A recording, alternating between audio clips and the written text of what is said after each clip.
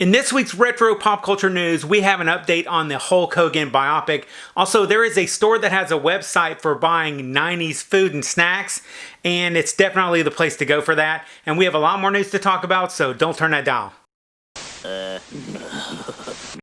What up to my peoples, and welcome to Retro Crunch, your #1 source for retro pop culture and news. So this is a short week of news, but I do have a couple stories and updates that I want to give you guys, so let's get started. And I'm going to lead off with probably my favorite news of the week. There is a Hulkamania biopic that is coming out in 2021 that is about Hulk Hogan and his rise to fame in the early 1980s, and it's going to have Chris Hemsworth playing Hulk Hogan. The Hulkster tweeted a photo of Chris working out for the film, and the dude has really put on a ton of muscle, and Hulk Hogan wanted to post just how happy he is about it. I'm happy about this too because I'm really excited that Chris is putting so much effort into this role.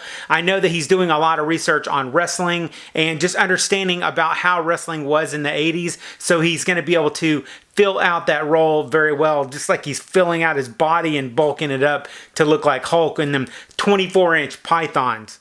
But let me know what you guys think about that. Next up, there is a Heaven's Gate series that's coming out on December 3rd on HBO Max. This is a documentary series that's about a cult that all died as a group back in 1997. And then on December 5th, there is another Goonies Reunion that's going to be happening. This is going to be a fundraiser for an organization that's called No Kid Hungry. And if you want to watch the reunion and support this cause, I'll link to it down below. Also, there was a tweet that was sent out that showed us a little bit what Clifford the Big Red Dog is going to look like in the new movie coming out.